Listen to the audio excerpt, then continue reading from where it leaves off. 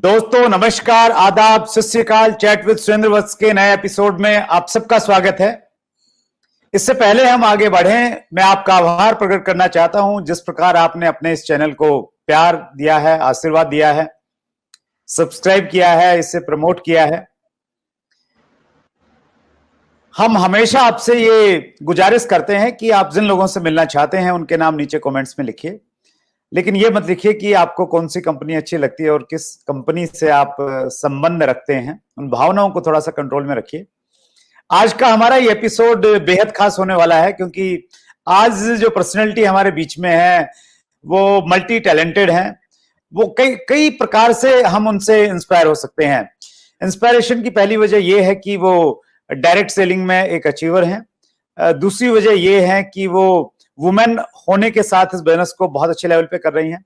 तीसरी इंस्पायरेशन की वजह यह है कि वो न्यूट्रिशंस हैं और डाइटिशियन हैं। उन्होंने उस बारे में उनके पास में बहुत सारा ज्ञान और अनुभव है।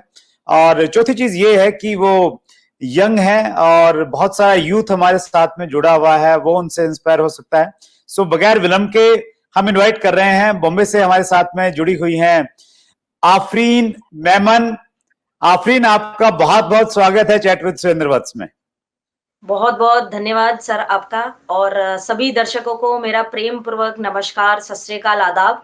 और बहुत सौभाग्यशाली हूँ सबसे पहले तो कि आज मुझे इस प्लेटफॉर्म पे आने का अवसर मिला। एंड सर, आपकी और आपकी पूरी मैनेजमेंट एंड टीम को बहुत दिल से धन्यवाद मेरा कि इतना बढ़िया कंट्रीब्यूशन आप डायरेक्ट सेलिंग इंडस्ट्री के लिए दे रहे हैं। तो एक सैल्यूट है मेरी तरफ से कि आप इस इंडस्ट्री को ग्रो कराने के लिए इतना योगदान दे रहे हैं। तो I am really very proud and honoured today कि आपके साथ बैठने का अवसर मिला sir. Thank you so much Afreen. सबसे पहले मैं हमारी ब्रांड एम्बेसडर हैं मधु सुधी, उनको मैं थैंक्स करना चाहता हूं। तो उन्होंने आपसे संपर्क किया और आपने उनके अनुरोध को स्वीकार किया, तो मधु का थैंक्स मैं करना चाहता हूं। और हमने आपका कमिंग सून का इंटरव्यू डाला था तो बहुत सारे व्यूअर्स ने बहुत उत्साह के साथ में कुछ कमेंट्स किए हैं, तो वो मैं पढ़ना चाहता हूं। सोनम कुमारी ने लिखा है, I am so excited. Salman Ansari लिख रहे हैं, तमाम बंधनों को तोड़कर डायरेक्ट सेलिंग की शेरनी आ रही है। मोहम्मद इरफान लिखते हैं, वार्म वेलकम मैम। राजकुमार ने लिखा है, amazing madam, I am very excited. Adarsh Sen लिखते हैं, सबसे खास होने वाला है ये एपिसोड क्योंकि एमएलएम की शेरनी आ रही है। जहीर उद्दीन लिखते हैं, वाह मजा आने वाला है क्योंकि अगर महिलाएं डायरेक्ट सेलिंग को समझ जाएं तो हमारा काम आसान हो जाएगा और महिलाएं महिलाओं की बात सुनती हैं। तो हमारे पूरे व्यूअर्स बहुत एक्साइटेड हैं आपके आने को लेके, और ये जताता है कि क्योंकि आपका अपना यूट्यूब चैनल है और आप बहुत एक्टिव रहते हैं सोशल मीडिया पे, लोग आपसे इंस्पायर भी हो रहे हैं और बहुत मोटिवेटेड हैं, बहुत प्यार करते हैं आपको लोग। थैंक यू सर, मेरा सौभाग्य है, लोगों का प्यार ही है जो मैं अपनी लाइफ में आज जहां भी हूँ, सारा श्रेय इन्हीं को जाता है। अगर इनका प्यार और आशीर्वाद ना हो तो मेरा आई बिलीव कुछ अचीवमेंट हो भी नहीं सकती। So I am very thankful to each and everyone. Thank you so much. हम लोग आगे बढ़ते हैं। आफरीन, सबसे पहले हम आपकी थोड़ी बैकग्राउंड के बारे में जानना चाहते हैं। उसके बारे में बताइए। और मेरा ये मानना है कि हमारी जो स्टोरी है उस स्टोरी से जो मोटिवेशन मिलता है और जो एक रिलेट हम लोग कर पाते हैं वो सबसे बड़ा एक फैक्टर होता है, स्पेशली डायरेक्ट सेलिंग की अगर हम बातचीत करें तो। अपनी बैकग्राउंड के बारे में बताइए और इंस्पायर कीजिए हमारे व्यूअर्स को। श्योर। जैसे कि आप सभी जानते ही है कि मेरा जन्म मुंबई महाराष्ट्र में हुआ। और मैं वैसे basically born and bottom Mumbai हूँ। और मैंने अपनी एजुकेशन से लेके सारी जो अपनी एजुकेशन है ये सारी चीजें मैंने बॉम्बे में ही की। और जैसे कि सभी लोग नॉर्मली एक पुअर बैकग्राउंड फैमिली से या मिडिल क्लास फैमिली से होते हैं, लेकिन मैं हमेशा ये बात एक्सेप्ट करते आई हूँ और वो भी बहुत प्राउडली कि मैं एक लोअर मिडिल क्लास फैमिली से हूँ, जहाँ पे आपको रोज स्ट्रगल करना पड़ता है कि आज आपके पास खाने के लिए होगा या नहीं होगा, या अगर आपको आज का दिन गुजारना है तो आपको उसके लिए आज एफर्ट्स लगाने पड़ेंगे, मेहनत करनी पड़ेगी। मतलब सेविंग्स, ड्रीम्स, डिजायर्स ऐसी कोई भी थॉट प्रोसेस थी ही नहीं। लाइफ इतनी स्ट्रगलिंग मेरी रही है। एंड बहुत ही कम एज में मैंने पैसे की वैल्यू आप कह सकते हैं, या फिर लाइफ में लाइफ का वैल्यू क्या है, ये बहुत ही कम एज में मुझे समझ में आया और सीखने मिला। मैं बेसिकली ये कहूँगी सर कि जब मैं 8th स्टैंडर्ड में थी, अब मुझे याद आ रही है वो बात, आपने ब थोड़ा-सा इमोशनल बात छेड़ दी है। सो मुझे अब याद आ रहा है कि जब मैं 8th स्टैंडर्ड में थे, तब मेरे पापा का एक एक्सीडेंट हुआ था और वो बेड रेस्ट थे। तो परिस्थितियाँ कुछ ऐसी हो गई थी, क्योंकि हम मैं मेरी सिस्टर्स ही हैं, मुझे ब्रदर नहीं है, to be very frank. And उस टाइम पे फाइनेंशियली परिस्थितियाँ बहुत कठिन थी, बहुत ज़्यादा मतलब। तो आप समझ पा रहे हैं कि एजुकेशन लेना भी एक ना के बराबर हो गया था, कि एजुकेशन मुझे 10th के बाद भी मैंने एजुकेशन मुझे ड्रॉप करना पड़ा।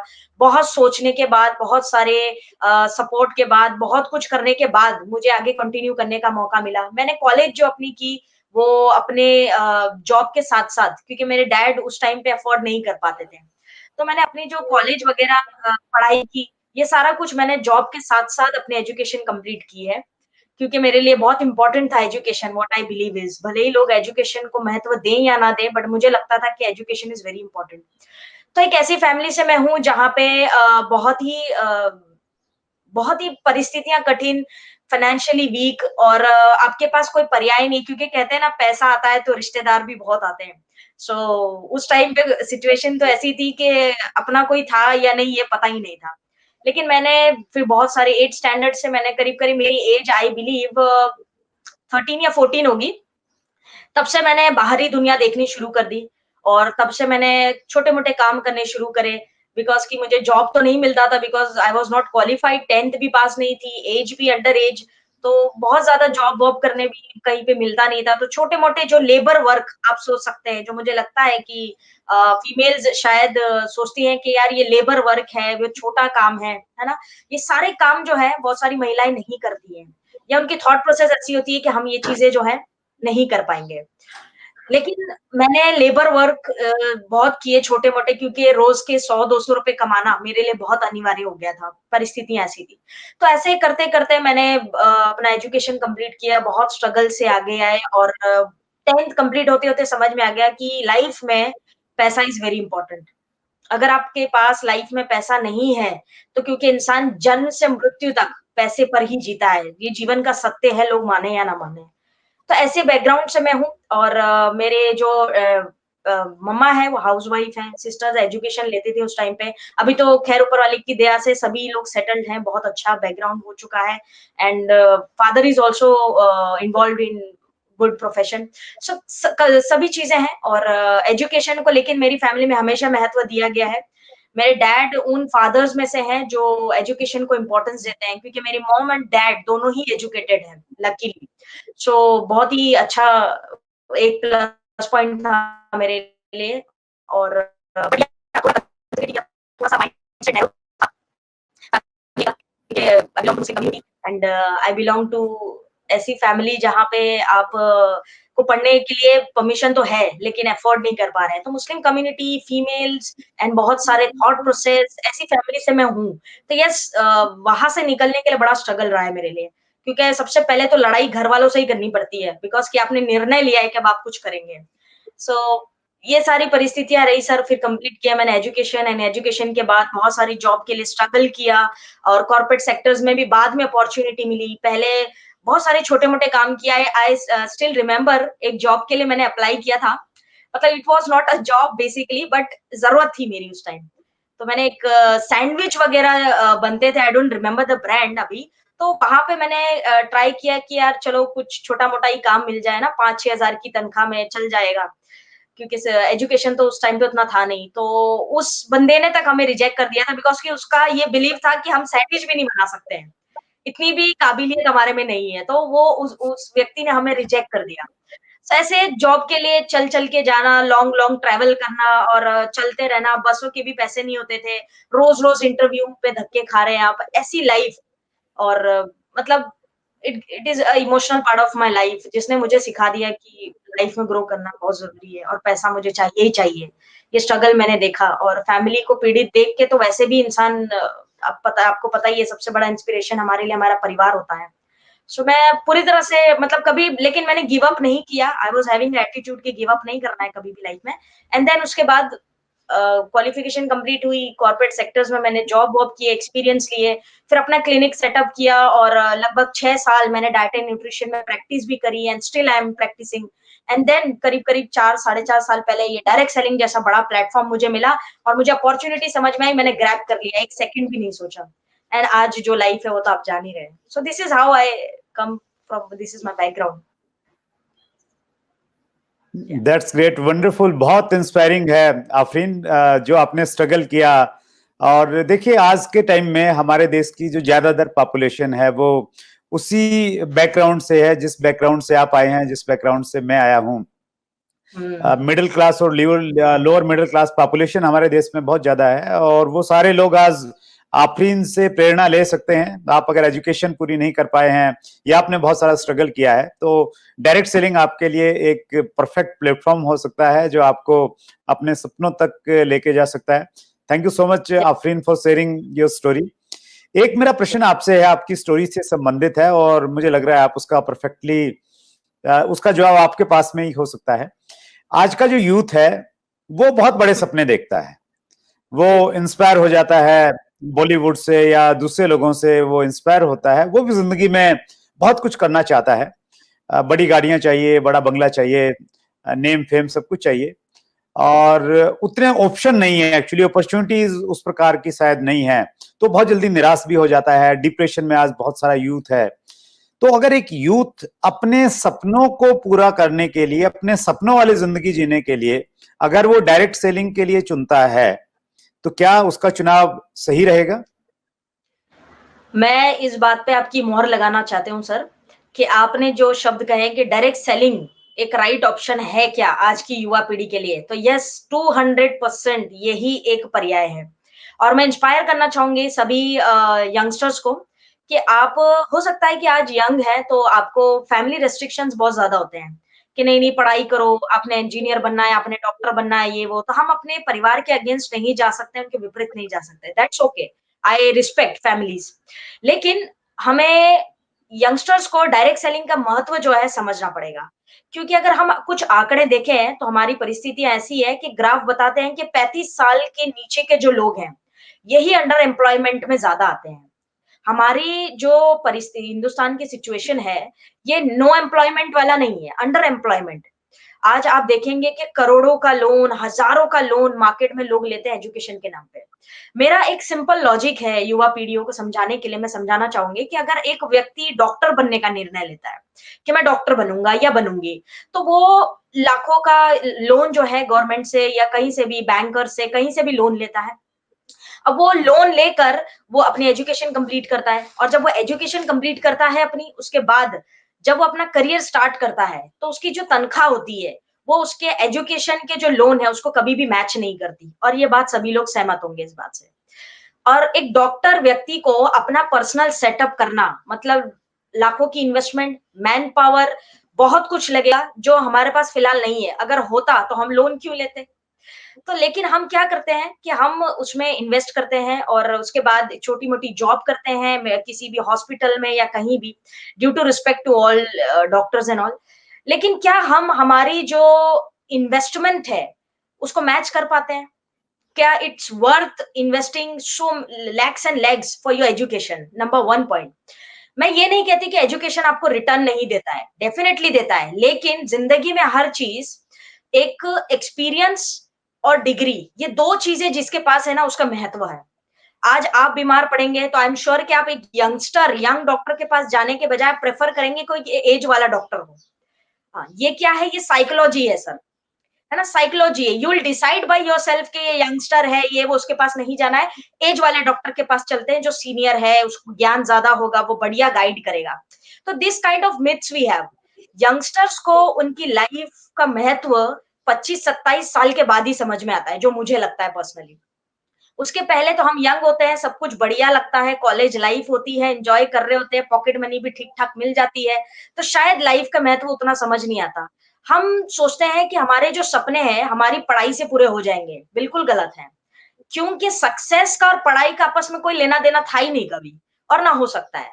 Because success has a different mindset. Success में कभी भी एजुकेशन लगी ही नहीं और ये इतिहास गवाह है।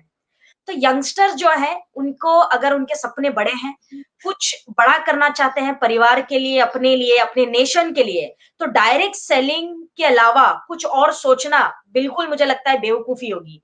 क्योंकि हर इंडस्ट्री में ग्रोथ है, लेकिन तजुर्बा, एक्सपीरियंस मैटर करता है।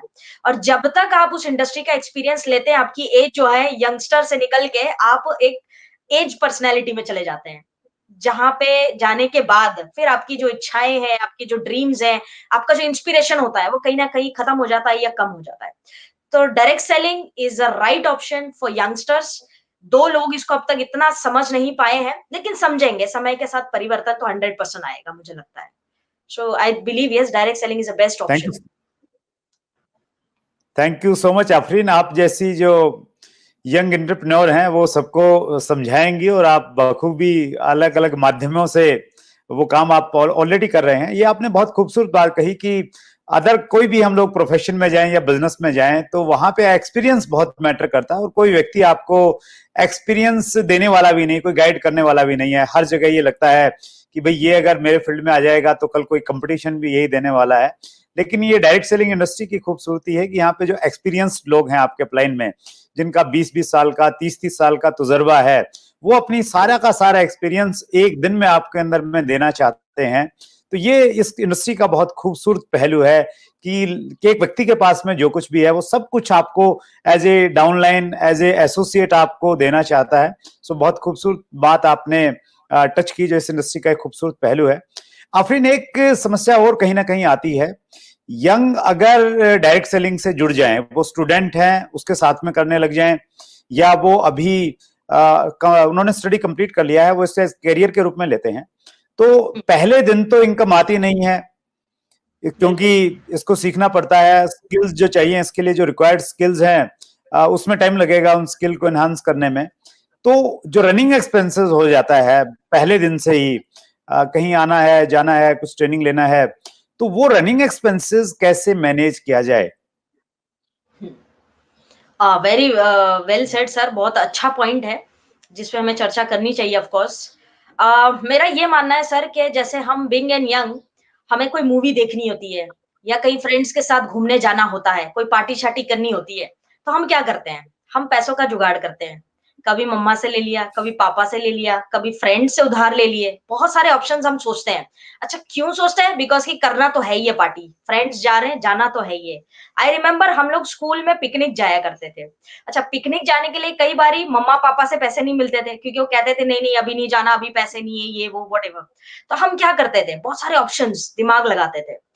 देखिए, जिसको सफल होना है वो बहाने कभी नहीं देगा, क्योंकि जो बहाने देता है वो कभी सफल नहीं होता।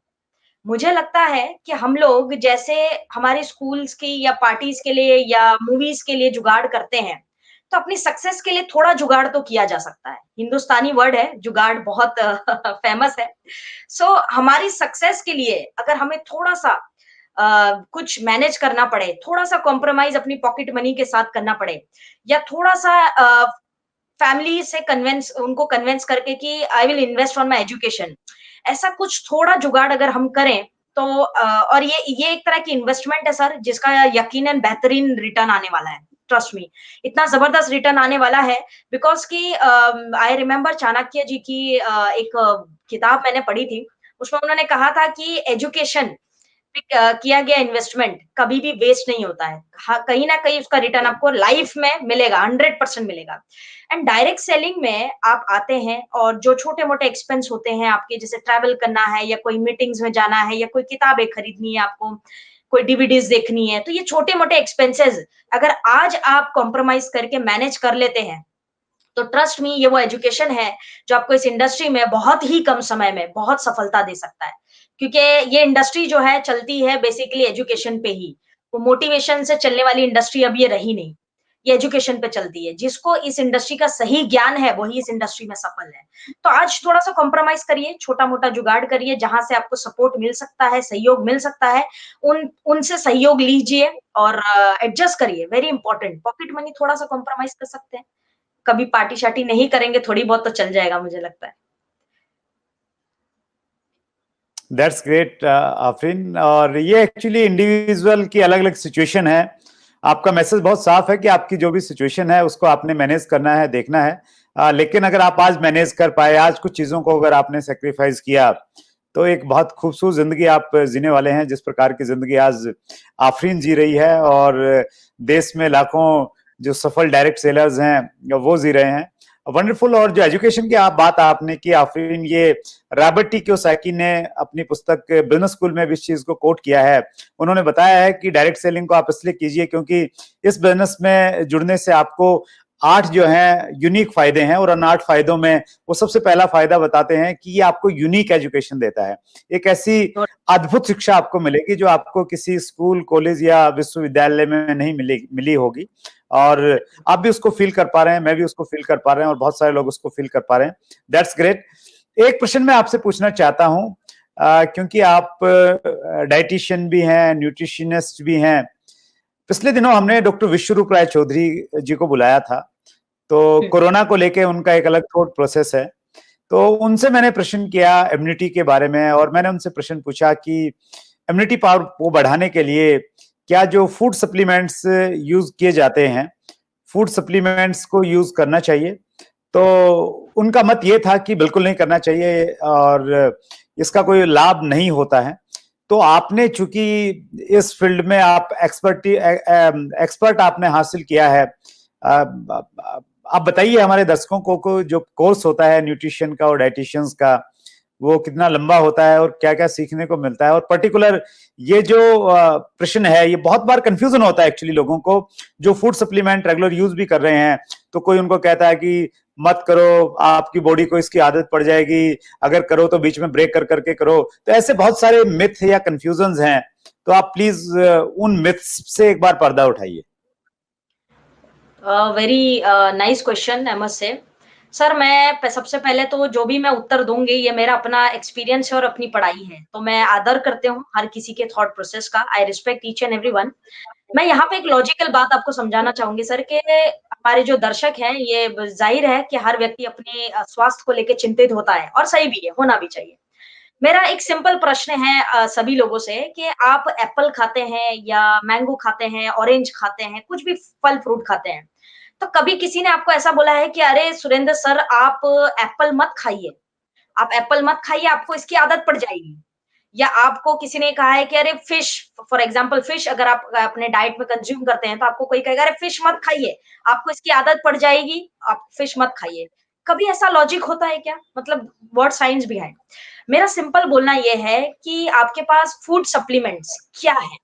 हाँ, ये फैक्ट है कि फूड सप्लीमेंट्स उतने पावरफुल नहीं होते हैं जितना कि हमें डायरेक्ट फ्रूट्स हैं या वेजिटेबल्स हैं, ये डायरेक्ट उतने पावरफुल नहीं होते हैं। लेकिन consuming food supplements is wrong. मैं इससे थोड़ा सा जो है सहमत नहीं हूँ। मेरा पर्सनली ये मानना है कि ये बात में कहीं ना कहीं सच्चाई नहीं है, क्योंकि मैंने जो डाइट एंड न्यूट्रिशन की पढ़ाई की है, ये करीब करीब 2 ढाई साल का जो कंप्लीट एजुकेशन होता है, उसमें मैंने काफी सारी vitamin, minerals, human body, diabetes का डाइट, थायराइड का डाइट, ऐसी बथेरी चीजें हमने 2.5 साल में, मतलब ह्यूमन एनाटॉमी के ऊपर जबरदस्त पढ़ाई की। और इस पढ़ाई करने के बाद मुझे एक चीज जो समझ में आई वो ये है सर कि फ्रूट्स हो, वेजिटेबल्स हो या नॉन वेज हो, कुछ भी हो, हर चीज में एक अपना बैलेंस डाइट होता है, एंड कोई भी चीज बॉडी को नुकसान नहीं पहुंचाती है। साइंस ये कहता है कि anything excess in life will cause you harm, but excess, if you take anything excess. यहाँ पे बात हम फूड सप्लीमेंट्स की कर रहे हैं, तो फूड सप्लीमेंट्स आप कौन सा ले रहे हैं, प्रश्न पहला मेरा ये है। आपको मार्केट में रिबॉक भी मिल जाता है, रिबुक भी मिल जाता है। दोनों में क्या अंतर है मुझे बताने की जरूरत नहीं है, आप समझ पा रहे हैं। तो रिबॉक ही है। अब आप बोलेंगे कि नहीं जी मैंने तो जूते पहनने, मैं तो 7,000 वाले 10,000 वाले क्यों पहनूं, 200 रुपए से भी अपना काम चलता है। तो वो आपकी चॉइस है सर, वो आपकी चॉइस है कि आप 200 रुपए वाले जूते आपके लिए कंफर्टेबल है, नो इश्यूज। लेकिन आप इसमें ये नहीं कह सकते कि वो 7,000 वाला या 10,000 वाला जो जूता है वो कोई, उसका कोई महत्व नहीं है या वो इतना इंपॉर्टेंस नहीं रखता है, रखता है तभी वो 7,000 का है। तो आप कोई भी फ्रूट्स या कोई भी फूड सप्लीमेंट्स मार्केट से लेते हैं, उसके इंग्रेडिएंट्स, उसके कंटेंट्स, उसका ब्रांड वैल्यू क्या है, ये देखकर कंज्यूम करें। और फूड सप्लीमेंट्स की एडिक्शन या आदत कभी भी नहीं होती है। वो एक बैलेंस डाइट में आता है, जो विटामिन, न्यूट्रिशन आपको नहीं मिल पा रहे हैं बाहर से, आप वो फूड सप्लीमेंट्स के माध्यम से ले रहे हैं और अपनी डाइट को बैलेंस कर रहे हैं। जब ये बॉडी में बैलेंस हो जाएगा तो उसको लेते रहने का बार-बार जरूरत क्या है? डेफिशिएंसीज बहुत कम होती हैं और अगर हो गई तो फ्यूचर में आप उसको दोबारा स्टार्ट कर सकते हैं। दिस इज नथिंग लाइक, ये मिथ है, टोटल मिथ है ये, कि फैक्ट नहीं है कि आप फूड सप्लीमेंट्स मत लीजिए, उसकी आदत पड़ जाएगी। अरे कभी सब्जी फल फ्रूट खाने से आदत पड़ती है क्या? This is a need of your body, come on, आपको लेना पड़ेगा। या तो आप अपनी डाइट इतनी बढ़िया रखिए कि आपको फूड सप्लीमेंट का जरूरत ही ना पड़े। सो मैं थोड़ा सा इससे विपरीत सोच रही हूँ, and but I respect everyone here. Thank you so much. आप बॉम्बे से हैं और बॉम्बे में हमारी फिल्म इंडस्ट्री है, तो ऐसा हम लोग सुनते हैं, आप शायद उसका परफेक्टली रिप्लाई दे पाएंगे कि जितने भी हमारे एक्टर्स हैं, चाहे हम सलमान खान की बात करें या इवन हम लोग हेमा मालिनी की बात करें, तो वो एक काफी एज होने के बावजूद भी, अमिताभ बच्चन की बातचीत करें तो वो बहुत एनर्जेटिक भी रहते हैं और उनके चेहरे से ऐसा लगता नहीं है कि उनका इतना ज्यादा एज हो गया है। तो हम ये सुनते हैं कि ये सब लोग फूड सप्लीमेंट्स यूज करते हैं, इनके सबके पास में अपने स्पेशलिस्ट होते हैं, डाइटिशियन होते हैं, वो इनको बताते हैं। तो क्या ये सही बात है? बिल्कुल सच है सर, और दिस इज द फैक्ट कि मैक्सिमम आज बॉलीवुड इंडस्ट्री में अगर आप देखें तो जो एलोवेरा हाईली कंज्यूम्ड प्रोडक्ट है जो इंडस्ट्री में लिया जाता है, then we have skin products. और मैं आपको एक बता दूं सर कि एक सर्टेन एज के बाद बॉडी की डिमांड होती है। आप यंग है, इम्यूनिटी भी स्ट्रांग रहेगा। आज प्रशासन हमें युवा पीढ़ी को जागरूक रहना है कोरोना से, ऐसा नहीं कह रही है। किसके लिए कह रही है? जो अंडर एज बच्चे हैं और दूसरा जो ओवर एज सीनियर सिटीजन है, इन दोनों को क्यों टारगेट करके प्रशासन हमें समझा रहे हैं? इसीलिए समझा रहे हैं क्योंकि ये एक एज है जहां पे आपकी इम्यूनिटी, रोग प्रतिरोधक क्षमता जो है कमजोर पड़ती है। अब सर्टेन एज के बाद आपकी एंटी एजिंग सेल्स जो है वो बनना कम हो जाते हैं। आप देखेंगे ह्यूमन बॉडी में बहुत सारे मेल्स में सीमेंस की काउंटिंग कम हो जाती है, फीमेल्स में हार्मोनल इम्बैलेंसेस आ जाते हैं। ये प्रकृति का नियम है, होने ही वाला है। और इसके लिए अगर आप कोई न्यूट्रिशन लेके उसको बैलेंस करते हैं तो कहीं पे कुछ गलत नहीं है। You are doing best for your body. Come on, ये एक वरदान है जो हमें बॉडी मिली है ईश्वर से, और जैसी मिली है वैसे वापस देनी भी है उसको, तो जिम्मेदारी तो निभानी पड़ेगी, मुझे लगता है ऐसे। That's great. आफरीन, हमारे व्यूवर्स के कुछ क्वेश्चंस हैं, वो मैं लेना चाहता हूं, आपकी इजाजत है? बिल्कुल सर, बिल्कुल, yes. Thank you so much. Pitambar Shah का प्रश्न है, कॉलेज गर्ल और वुमेन मल्टी लेवल मार्केटिंग के लिए घर वालों को कैसे मनाएं? विरोध आता है शुरुआत में। Oh, very nice question sir, I must say. और मुझे लगता है कि आपके जो परिवार है अगर डायरेक्ट सेलिंग इंडस्ट्री के अगेंस्ट सोचता है तो वो गलत बिल्कुल नहीं है। क्योंकि अगर किसी भी चीज के बारे में आपको अज्ञानता है तो कोई बात नहीं, आप अनजान हैं। अगर ज्ञान होने के बाद भी आप ये चीजें करते हैं फिर वो अलग विषय है। तो अगर आपका बीइंग एन फीमेल्स, या आप एक स्टूडेंट है, कॉलेज वगैरह में पढ़ाई कर रहे हैं, तो आप अपनी फैमिली को कैसे कन्विंस कर सकते हैं? इसका बहुत सिंपल उत्तर है। आपकी फैमिली आज आपको कहती है आप डॉक्टर, लॉयर, चार्टर्ड अकाउंटेंट ये सारा बनिए। क्यों कहती है? इसलिए कहती है क्योंकि उसमें उनको आपका भविष्य दिखता है। आपके माता-पिता आपका भविष्य देख पाते हैं कि अरे मेरा बेटा या बेटी डॉक्टर बन गई या चार्टर्ड अकाउंटेंट बन गए तो लाइफ सेट हो जाएगी इसकी। ये भविष्य देखते हैं। आपको क्या करना पड़ेगा? आपको आपके माता-पिता को या परिवार को भविष्य दिखाना पड़ेगा अपने आप का इस डायरेक्ट सेलिंग इंडस्ट्री में। यहीं से उनका विश्वास जो है बन सकता है। और ये इंडस्ट्री कुछ नई भी है लोगों के लिए, नई तो नहीं है वैसे, लेकिन समझने के लिए नवी है। बहुत सारे लोग इस इंडस्ट्री को समझ नहीं पाए हैं अभी तक, तो समय के साथ समझेंगे। तो आप अपना भविष्य इस इंडस्ट्री में क्या हो सकता है ये अपने माता-पिता को ज़रूर बताएँ। क्योंकि फ्यूचर की ही प्लानिंग को लेके आज आपके माता-पिता या परिवार चिंतित है। उनका जो चिंता का विषय है बिल्कुल सही भी है, तो आप उनको यकीन दिलाइए कि इंडस्ट्री आपको क्या दे सकती है। एग्ज़ाम्पल्स दीजिए, एग्ज़ाम्पल्स दिखाइए कि इस इंडस्ट्री ने क्या कुछ दिया है लोगों को, क्या चेंजेस आए हैं। बहुत सारे एग्ज़ाम्पल्स हैं आपके पास इस इंडस्ट्री में, ये इंडस्ट्री नवी तो है नहीं आज की डेट। तो बहुत सारे एग्ज़ाम्पल्स दिखा के आप इस इंडस्ट्री का फ्यूचर उनको दिखा सकते हैं। उनको थोड़ा-सा एजुकेट करिए इस इंडस्ट्री के प्रति, जहाँ पे उनका बिलीफ सिस्टम जो है बढ़ जाए। तो मुझे लगता है कि ये एक राइट वे है जहाँ पे आप अपनी फैमिली को कन्विंस कर सकते हैं फ्यूचर दिखा के अबाउट, और इस इंडस्ट्री का थोड़ा-सा ज्ञान जो है आप उनको ज़रूर दें विद एग्ज़ाम्पल, सिर्फ कहने से नहीं होगा, विद एग्ज़ाम्पल्स दीजिए। तो ये एक ऑप्शन हो सकता है जहाँ पे you can convince your family. Hmm. That's great. और आज का जो ये हमारा इंटरव्यू है, आफरीन जिस कॉन्फिडेंस के साथ में बातचीत कर रहे हैं, तो ये इंटरव्यू आप अपने पेरेंट्स को दिखाइए, तो वो जरूर इंस्पायर जरूर। होंगे। थर्ड पार्टी अप्रोच काम करती है, जो डायरेक्टली हमारी बात नहीं सुनी जाती, तो एक तीसरा व्यक्ति कहता है तो वो ज्यादा मीनिंगफुल हो जाती है। Thank you so much Afreen.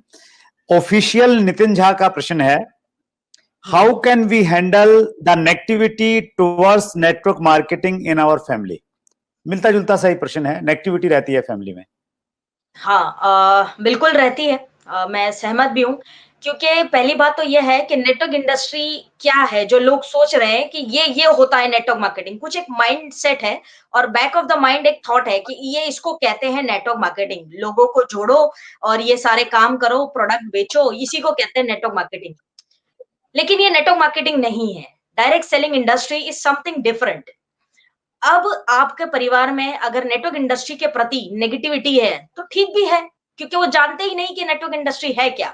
जैसे मैं एग्जांपल की बात करूं सर, तो बॉलीवुड इंडस्ट्री पहले-पहले आज से कुछ साल पहले अगर आप देखें 70s, 80s, 90s में, तो कोई बच्चा अगर कहता है कि मुझे बॉलीवुड में जाना है यार, मुझे एक्टर बनना है या मुझे एक्ट्रेस बनना है, तो माता-पिता क्या कहते थे? वो कहते थे, "अरे, अरे बॉलीवुड में जाना है, तो हीरो-हीरोइन बनेंगे, बिल्कुल गलत है, ये इंडस्ट्री ऐसी है, वैसी है", बहुत सारी चीजें। मानसिकता थी। अब समय बदल के अब क्या होता है, अब जो इतने सारे लाइव शोज़ आते हैं सिंगिंग के, डांसिंग के, माता-पिता स्वयं बच्चों को ले जाते हैं, कि जी मेरा बच्चा जो है टीवी पे आ रहा है जी। अब यहाँ पे फ़र्क क्या है सर? इंडस्ट्री तो वही है, क्या बदला? बदली सोच, सिर्फ़ बदली सोच। इंडस्ट्री वही है। कल भी जैसे काम कर रहे थे लोग इंडस्ट्री में, आज भी वैसे ही हैं। लेकिन सोच बदल गई।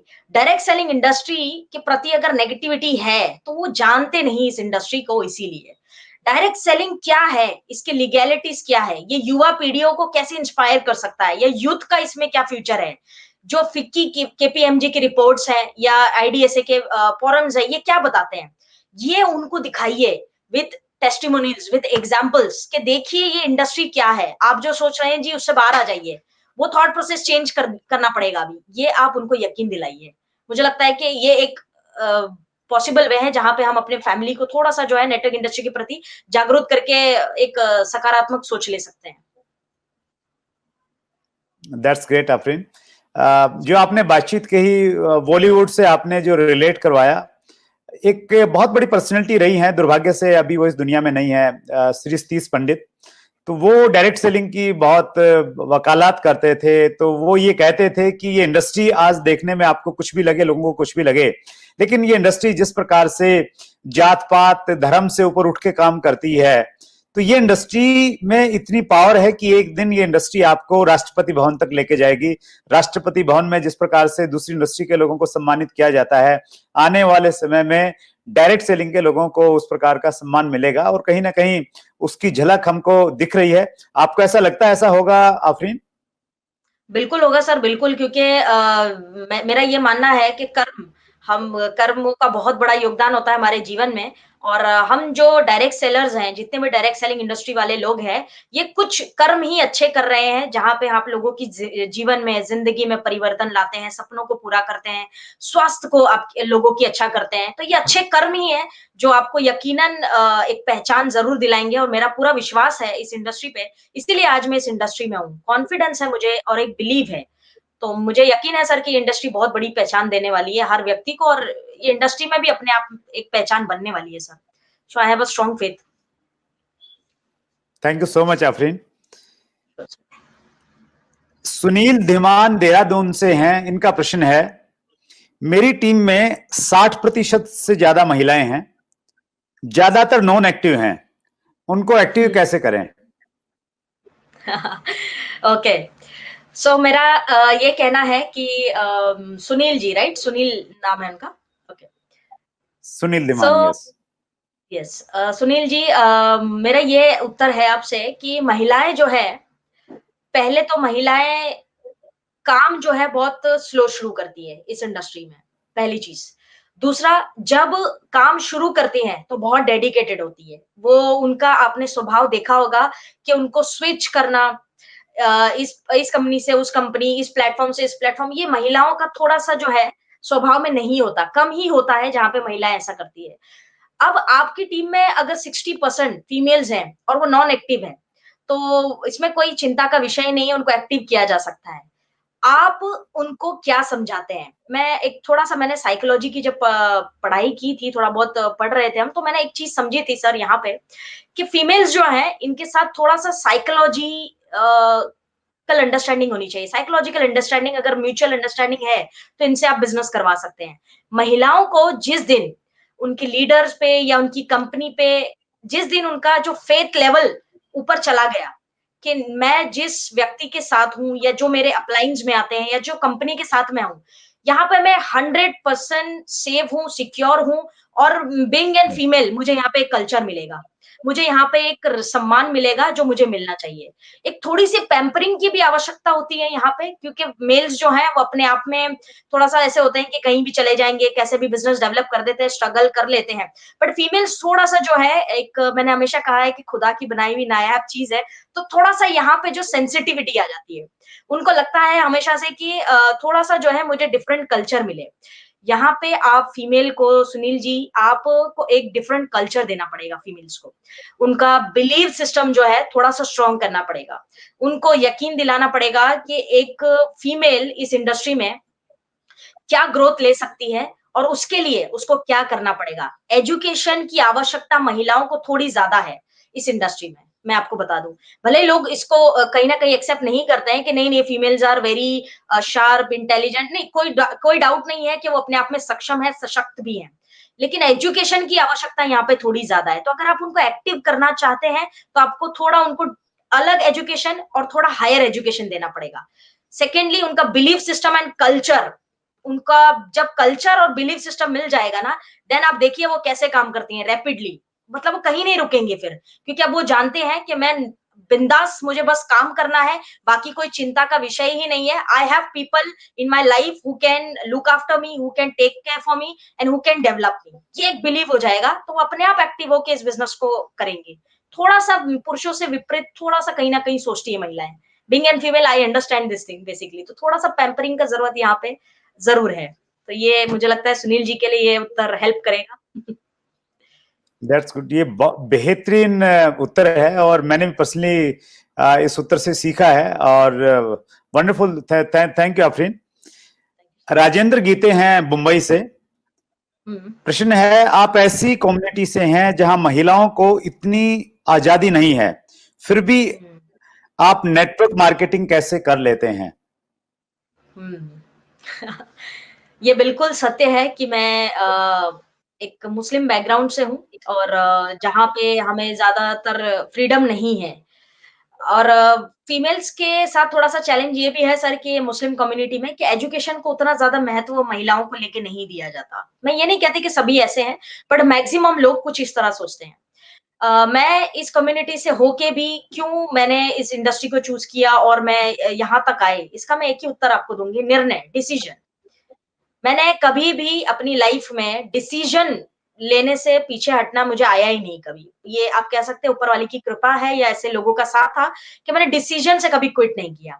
मुझे लाइफ में जो चीज़ आगे बढ़ा सकती है, जो प्लेटफ़ॉर्म मुझे अपॉर्च्युनिटी की तरह दिख सकता है या मिल रहा है, उस प्लेटफ़ॉर्म को ग्रैब मैं कर लेती हूँ। बाद में क्या होगा, परिवार को कन्विंस करना पड़ेगा, फैमिली को बोलना पड़ेगा, वो सारी चीज़ें बाद की है। वो मैंने देख लेना है, मैं कर लूँगी। इस टाइप का मेरा हमेशा से एटीट्यूड रहा है। तो हम ऐसी कम्युनिटी को बिलॉन्ग करते हैं जिसका मैं आदर करती हूँ। लेकिन किसने ये कहा कि डायरेक्ट सेलिंग इंडस्ट्री को आप एक पर्दे में रहकर नहीं कर सकते? बिल्कुल कर सकते हैं। बिल्कुल कर सकते हैं, अगर आप आपकी कम्युनिटी में थोड़ा-सा बंधे हुए हैं या रिस्पॉन्सिबल हैं, तो मैं उसका आदर करते हुए आपको ये बात बोलूँगी कि डायरेक्ट सेलिंग इंडस्ट्री एकमात्र इंडस्ट्री है जहाँ पे आप, जैसे हमारा जो बुर्का होता है या हिजाब होता है, जिसको हम कहते हैं, ये बहुत ही एक तरह का पहरावा है रिस्पेक्टेड। ये पहन के भी तो इस इंडस्ट्री को डेवलप किया जा सकता है। अगर आप ऐसी मानसिकता या ऐसे फैमिली बैकग्राउंड में जहाँ पे आपको अलाउड ही नहीं है कि आप बिना हिजाब के या बुर्के के बाहर जाएँ, तो नो प्रॉब्लम। आप हिजाब में रख के इस इंडस्ट्री को डेवलप करिए। अब इस इंडस्ट्री में तो कोई डिमांड कभी रही ही नहीं। आप किस जाति से है, किस धर्म से है, क्या एज है, किस लेवल पे है, अमीर है, गरीब है, पुरुष है, महिला है, तो कोई कभी जात डिमांड रही नहीं इस इंडस्ट्री की। तो इस इंडस्ट्री ने ये डिमांड भी नहीं रखी। आप बिल्कुल हिजाब पहनिए, बिल्कुल पर्दे में रहिए और इस बिज़नेस को डेवलप कर सकते हैं।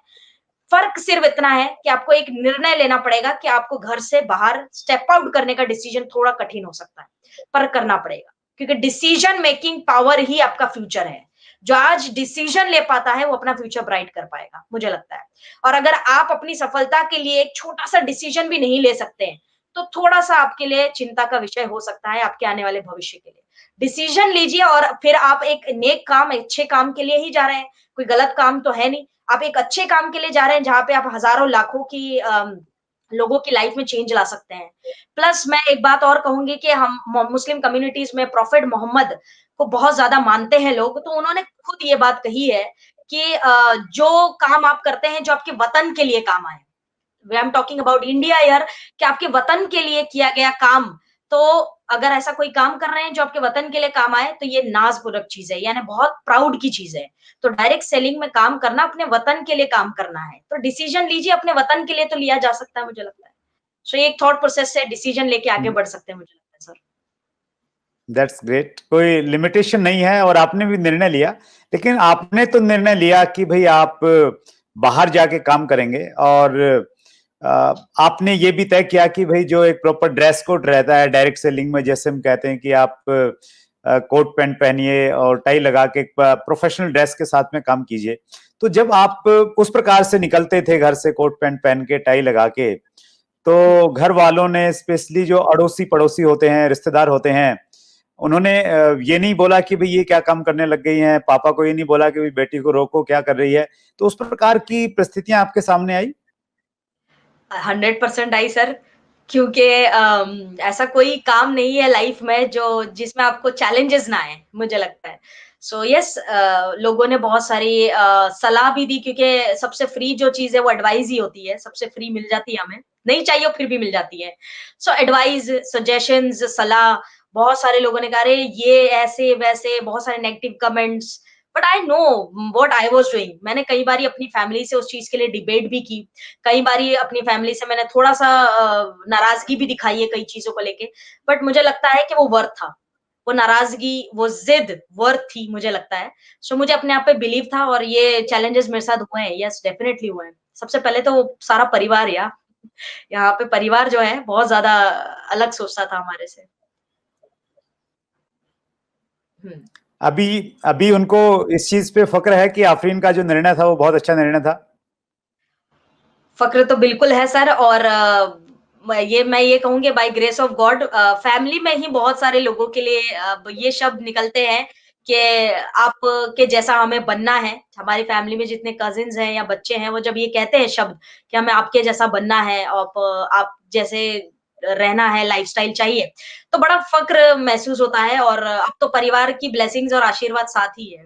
चीज़ें बदल गई सर, सक्सेस बहुत कुछ बदलाव लाता है जीवन में।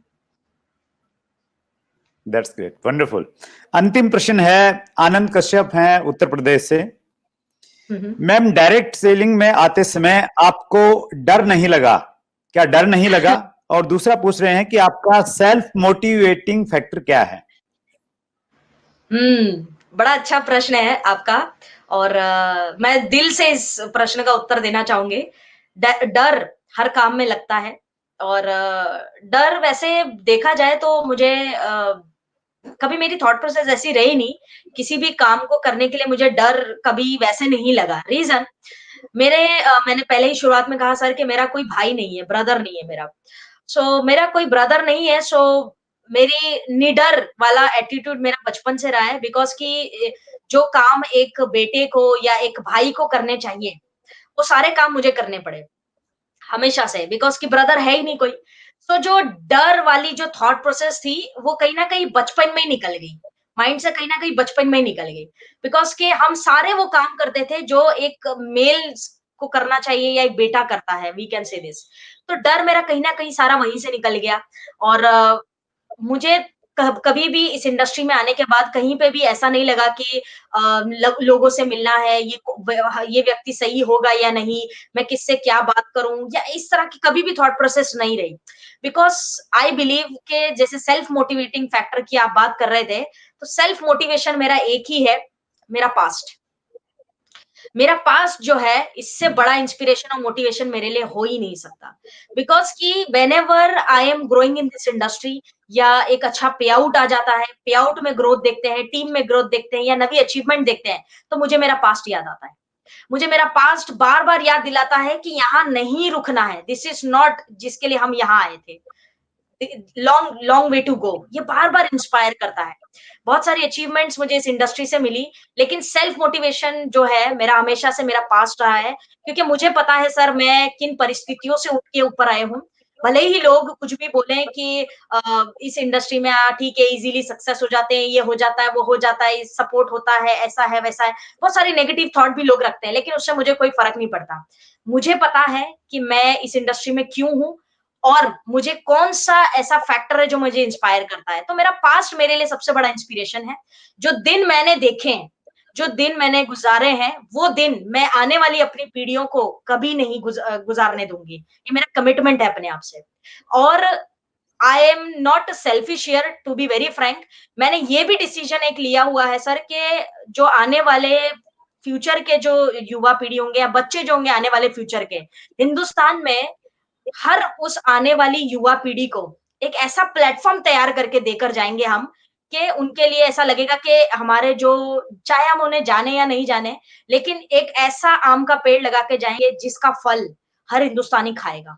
हम डायरेक्ट सेलर्स मिलके एक ऐसा फल जरूर लगाएंगे जिसका सालों साल लोग फल खाएंगे, और जब वो भगवान को अगरबत्ती करेगा तो एक बार हमें जरूर याद करेगा जितने डायरेक्ट सेलर्स हैं। तो ऐसे कुछ निर्णय मुझे इंस्पायर करते हैं और मोटिवेट करते हैं। और डर मुझे कभी भी नहीं लगता है, बिकॉज की गो फॉर इट एटीट्यूड होता है मेरा, देखा जाएगा, या तो डर जाओगे या मर जाओगे या कर जाओगे, पर देखी जाएगी, एटलीस्ट गो ऑन। एक फियर फैक्टर कभी भी आपको सफल नहीं बना सकता है। डर किस बात का यार, अब जो जन्म लिया है उसका मृत्यु होने वाली है। आज अगर मैं डरते रहूं कि मेरी मृत्यु कभी भी हो सकती है, कभी भी हो सकती है, तो जीवन को कैसे एंजॉय करेंगे? कब कैसे एंजॉयमेंट आएगी लाइफ में? आप आज जीवित है, इसकी खुशी मनाइए। मृत्यु तो जीवन की सच्चाई है, बट जब आएगी तब देख लेंगे ना। अभी से क्यों चिंतित हो रहे हैं? तो fear factor will never help you to grow in life. So ये कुछ मेरा ऐसा हमेशा से थॉट प्रोसेस रहा है सर। Wonderful, that's great. ये बहुत इंस्पायरिंग है आपका ये थॉट प्रोसेस कि अब जिंदगी है, अब प्रॉब्लम आएंगे, इश्यूज आएंगे, वो सबकी लाइफ में आने हैं, तो देखेंगे, उनको हैंडल करेंगे। तो अभी उसको सोच के उसके बारे में चिंतित होकर मौजूदा समय को क्यों हम लोग व्यर्थ करें। वंडरफुल।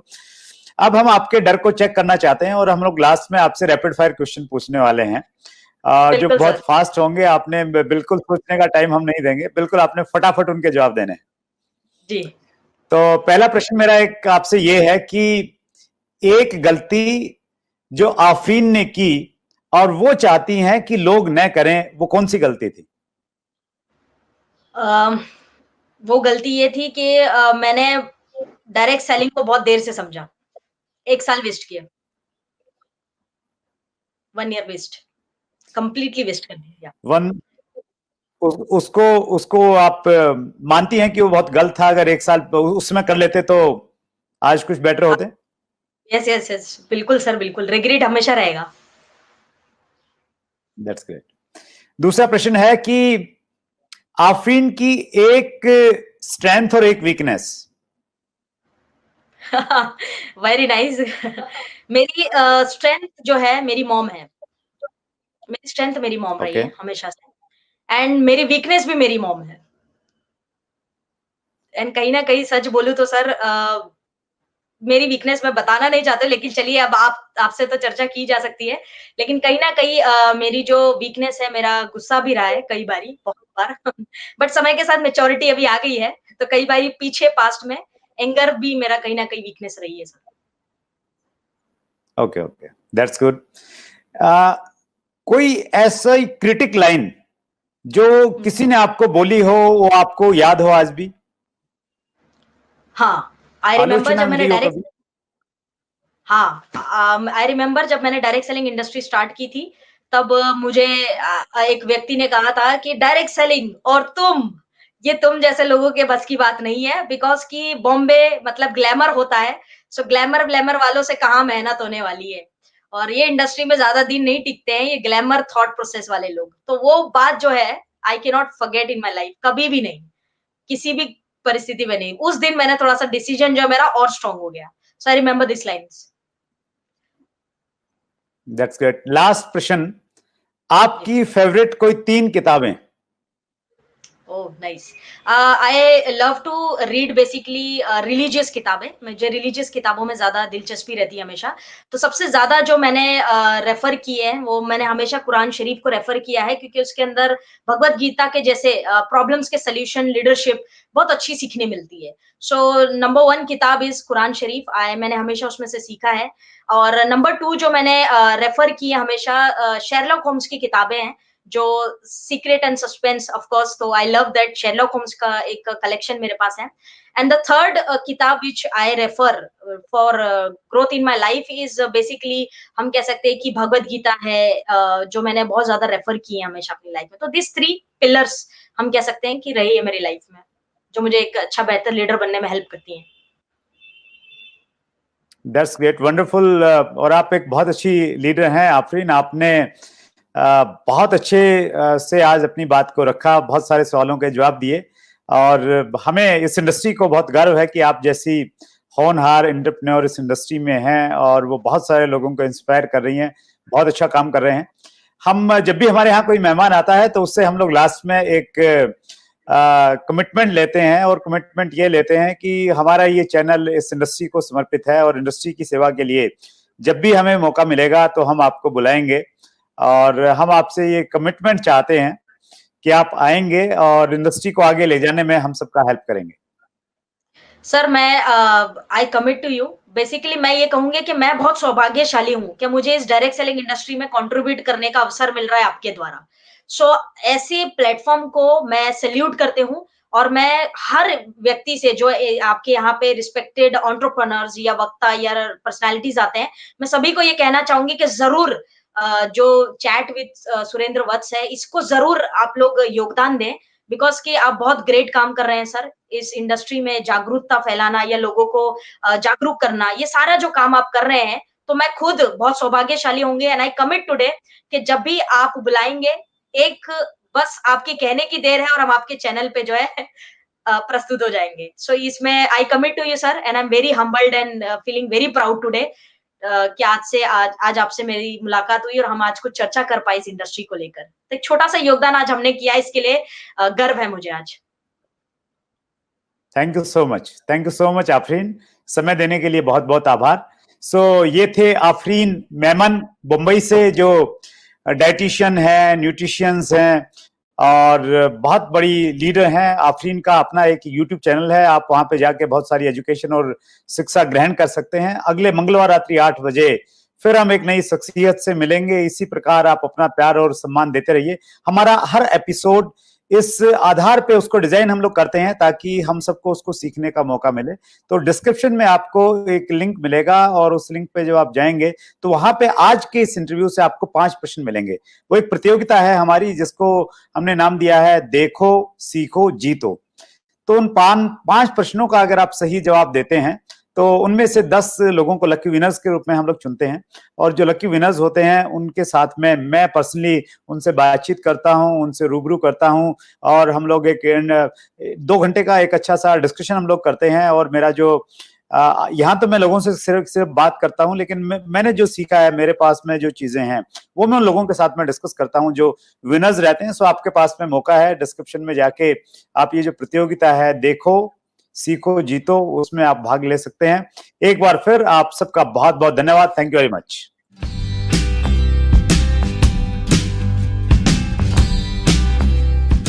अगर आपने अभी तक chat with Surendra Vats channel को सब्सक्राइब नहीं किया है तो अभी सब्सक्राइब करें और बेल आइकन दबाना ना भूलें, जिससे आपको आने वाली सभी वीडियोस की अपडेट सबसे पहले मिले और हमारी किसी वीडियो को मिस ना करें। वीडियो को ज्यादा से ज्यादा शेयर और लाइक करके अपना प्यार जरूर दें।